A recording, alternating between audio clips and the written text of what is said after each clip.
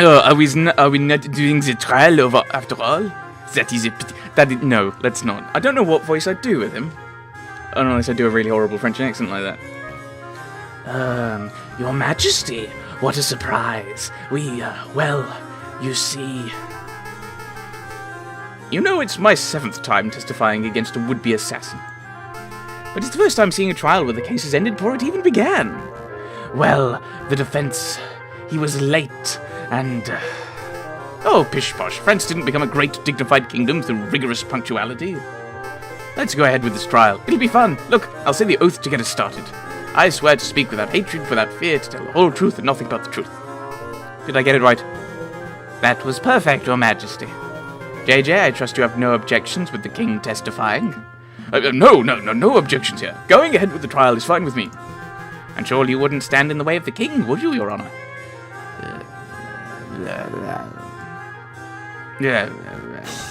Fine. Proceed with this cursed trial. Excellent. Now, Your Majesty, could you tell us your activities on the day of the murder? My activities? Well, I started my day with tea and toast, as I normally do. I was dressed in my pajamas at the time. I think you can skip ahead a little, perhaps to your arrival at the Louvre. Ah, right, of course. Well, my entourage and I entered through the Louvre's south entrance around 9 o'clock. We passed through the Salle de Tibre with little fanfare. At the Grand Galerie, I unveiled the new painting and gave a short speech to inspire the citizens who attended. That's when I was approached by a man claiming to be the Prince of Spain. He presented a rose, taken by Major Hal, and well, I think you know the rest. Indeed we do, Your Majesty. Madame et Messieurs... I'm fairly sure it should be Mesdames. Mesdames and Messieurs of the court, what we have heard is another testimony that establishes Prince Juan's guilt. And this is no ordinary testimony. It's a testimony of perhaps the most trustworthy man in all of France. Oh, you flatter me, prosecutor. But I am the trustworthiest in all the kingdom, aren't I? I have no doubts, Your Majesty. Nonetheless, I would like to perform a cross-examination. How dare you doubt the king? The utter nerve. Oh, calm yourself, Judge. I have no qualms with standard legal procedure. Defense, please proceed. I want to see your best courtroom drama material. What fun. Say it's a statement to question. Ooh. So, this is the problem, is... These aren't the problems I have. The problem I have with, like, how do you know that that's what killed him? The Prince of Spain, maybe? Imagine you say you were presented with a rose by the Prince of Spain. Indeed, he formally introduced himself. I knew he was telling the truth because he called me Senor. Why did Major Hal take the rose? Standard security. That man was not the Prince of Spain. That's not going to help my case. Why did Major Hal take the rose? I find it curious Major Hal snatched the rose before you could take it. Why did he do that? The Major has always been a protected fellow. I think he was just doing his diligence as a due guard, as a royal guard. And given how he took the figurative bully for me, I would say that he did his job well. Well, I can't argue with that. Prince Juan, no. I don't think so. We might come back to it. South entrance?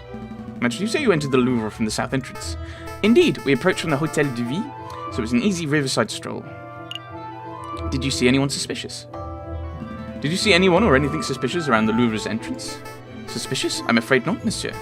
Just the regular riverside types. Bourgeoisie, vendors, people who fish, and the like. I see. Now the question about the king's arrival at the south entrance. Well, yes, and we can always press never mind. No, never mind, because I don't... Let's look at my evidence. Evidence. I'll get it right eventually. Contains green ink. The judge's thing was signed in green ink! Gasp. Maybe I use this. Maybe I do have to make the point he's not. But I'll go through all of the other ones, see if there's anything else. Because I'm kind of wary of just saying, oh, he's not the Prince of Spain, because it might make things worse. We stopped briefly to look at the painting, then moved on to the Grand Galerie. What did you see in the Salle? Could you elaborate? What did you see in the Salle de Tibre? What did I see? Well, Roman stuff mostly. I meant aside from the Roman artifacts. For example, did you talk to someone in the room who wasn't a member of your entourage? You're reaching, JJ. The king already testified that he passed through without encountering anything of interest. I want the king to elaborate. I have reason to believe that this was a key moment of the day of the murder. I want the king to elaborate on exactly what and who he saw. I suppose you'll have to proceed, Your Majesty. All right, let me think. So is that giant doorstop, and there was that copper urn thing. Oh, there was something else now that you ask. I was offered a box of chocolates by some peasant mademoiselle. Don't have much of a sweet tooth, but Major Howell was keen to accept a chocolate or two on my behalf. What? Did I say something startling, prosecutor? No, but please continue, Your Majesty. Yes! The chocolate all along! I think the prosecution is startled because he just came to the realization that I was not spouting drivel in the previous trial session. Well, I was, but not on a particular case. Well, that's debatable. To cut a long story short, Your Majesty, this mademoiselle may hold some relevance to the case at hand. Could you describe her? Really? She's relevant? Well, let me think. I didn't get a good look at her face, but she was a sorry-looking swan, probably in her late teens or early 20s. A young, sorry-looking swan, you say? I don't suppose her name was... Mademoiselle Sin? Mademoiselle Sin? Sin? That sounds familiar. Why, yes, I think that was it. She was called a Mademoiselle Sin. I see. This is undoubtedly significant. Mademoiselle Sin gave chocolates to Major Howell minutes before he died. Now, just 1 minute. I see what you're alluding to, JJ. You're suggesting that the gifted chocolates killed the Major. That line of reasoning holds no weight because the evidence is circumstantial. Yeah, you do realise that almost every piece of evidence that's used in a court is circumstantial, and that you piece together circumstantial evidence to give yourself the conclusion. I actually looked this up. I can't remember how I ended up looking into it, reading up about this, but you've basically got two pieces of evidence, circumstantial and physical. That's basically it. Yeah, the king just testified that Major Howell ate the chocolates. Yes, that much is no longer in dispute, but you still have not proved the chocolates were poisoned. Without that, we must assume the swan is merely offering a gift, rather than speculating that she is a murderer. Yes! Yes! Shame on your defense, implicating a poor innocent girl like that. Absolutely disgusting. Why I ought to end this trial. Hold on. I do have evidence that the chocolate was, in fact, poisoned. I don't believe you, JJ. If you had a piece of evidence that significance, you would have stamped it down already. Present it! Well, I can't. It's not really the evidence folder type of evidence. Why am I not surprised? ... The drama was just getting good. Why did you all suddenly go quiet? Well, Your Majesty, it appears the defence just had a realisation of its own. That is, that he lacks the evidence to support his theory. Since he cannot continue with his argument, I believe the cross-examination's come to an end. I'm not done yet. Let me present my evidence. See, I had the chocolate wrapper back in my office, and Sparrowson ate it. Stop, JJ. Stop while you still have a little dignity. The results of whatever crackpot pseudoscientific experiment you performed do not constitute valid evidence. I think this trial is over, Your Honour. About time. You may take your leave, Your Majesty. Very well. I'm pleased that justice has been thoroughly served. Until the next assassination attempt, adieu, messieurs. I will now deliberate with the jury. Objection! Come on. Sparrowson. Yes! Sorry, I've always wanted to do that. Sparrowson, are you okay? Yep, doctor said that I had an iron stomach. Much of the poison passed straight through me. Speaking of which, I'd like to testify on that poison chocolate issue. Yay. I even have a doctor's note, see?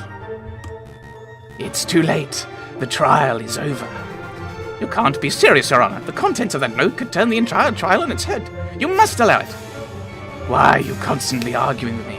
I thought the job of a public prosecutor was to assist the judges. I told you, Your Honour, my job isn't to get a guilty verdict. It is to ensure that justice is served. I swear you are the worst prosecutor in all of France. Go ahead, Sparrowson. Read the contents of the note for the court to hear. Ahem. This patient, Sparrowson, was submitted to Salpêtrière Hospital, where he displayed a variety of symptoms. These include profuse sweating, a rapid fever, and severe nausea.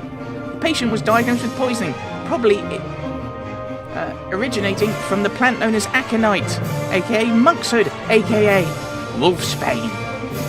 When we questioned the patient, he admitted to having consumed a discarded chocolate wrapper, potentially carrying the poison. Examining the contents of the patient's stomach confirmed this to be true.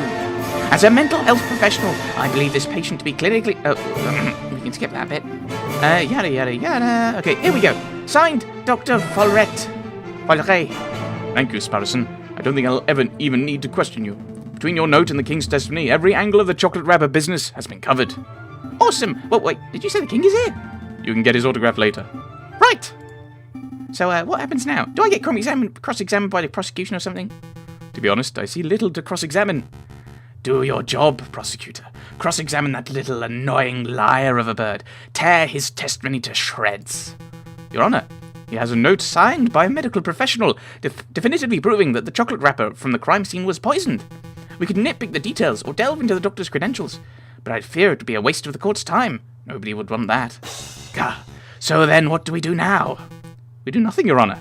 This poisoned wrapper has introduced an element of doubt into the case. The prosecution must accept that. But is the level of doubt reasonable? Is it significant? I think the members of the jury will agree. JJ's evidence is still tenuous. Tenuous? A step above circumstantial. No, circumstantial is a kind of evidence.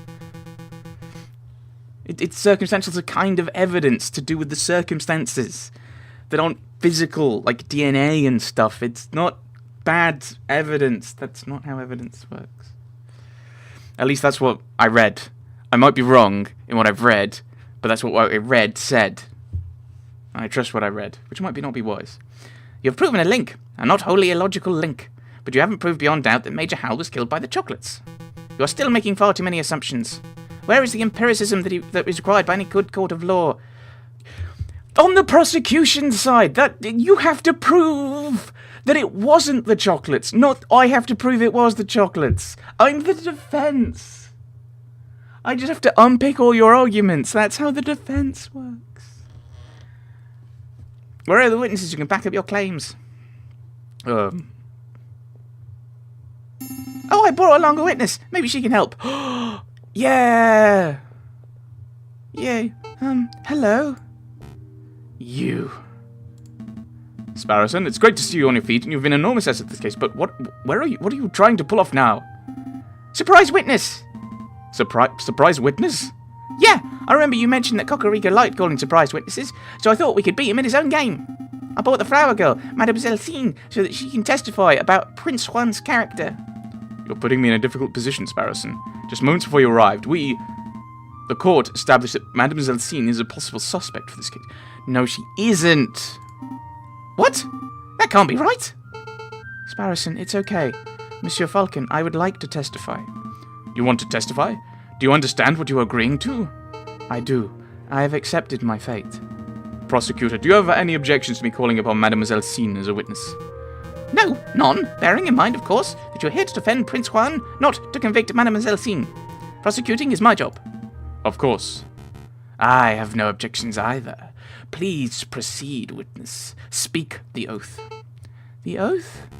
Say that you swear to speak without hatred and without fear, and to tell the whole truth and nothing but the truth. I swear, Your Honor, I swear to speak without hatred and without fear, to tell the whole truth and nothing but the truth. Good, very good. Please state your name and occupation for the court record. My name is Catherine Marie Cine, and I am a flower seller. Mademoiselle Cine, tell the courtroom of your activities on the morning of the 7th of January. Very well. I saw the king and his entourage enter the Louvre around 9 o'clock. I followed. When they came to a stop in the Salle du Tibre, I stepped forward and offered the king a chocolate. He refused, but a guard, a big dog by the name of Major Hal, was happy to oblige. The guard died because I, personally, had previously added poison to the chocolate. Right, that's not true. No, that can't be right. I used poison derived from monkshood, a notoriously dangerous plant. As a flower seller, it was simple to acquire. Why did you do it, mademoiselle? Why? Monsieur, people have tried the king before, and people will try again. He is a vile man who has no respect or love for the people who suffer under him. I did it to better the French people. I don't believe that at all. Falcon, say something. Mademoiselle, are you being coerced or threatened? Speak freely. No, monsieur. I'm confessing of my own volition. It is my guilt and no one else's. Oh, no. You gained a little favour with the jury, but do it. Well, defence, it looked like you wormed a confession out of this murderous beaut. I suppose that gets your client Prince Juan completely off the hook? Lucky you. So shall we wrap this court session up? No, I haven't finished my examination. No, not yet. I have further questions for the witness, Your Honour. Further questions? To what end? You've already proved your client's innocence. I wish to uncover the truth. You aren't here to uncover the truth, you're here to defend Prince Juan, and you've done that job with a disgusting level of diligence. Nonetheless, I believe the Mademoiselle has omitted something of huge importance. I wish to question her further. Something of huge importance? I won't allow it. Fine. Can I at least show something to the witness? The judge can't do... okay, maybe the fact that I've sat in 3 trials as a juror, this kind of bothers me, because it's like, that's not how... The defense brings the... Admittedly, you couldn't really have a surprise witness, certainly not in the British court system. But admittedly, you'd have longer to work out what your case was.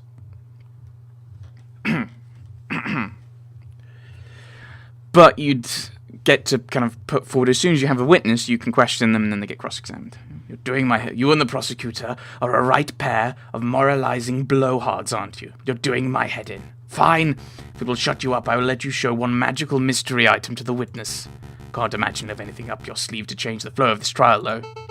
Monsieur Falcon, save it. I have nothing more to say. Right. That one. Please take a look at these, mademoiselle. Train ticket stubs? Look at the names. Papa and Mama. In Vienna? Really? Are they really safe? They are. The tickets were arranged courtesy of the Fox. Then, that means the wolf has nothing to hold over me. I can speak freely. Indeed. Go ahead, mademoiselle. What are you two muttering about down there? I'm amending my testimony, Your Honor.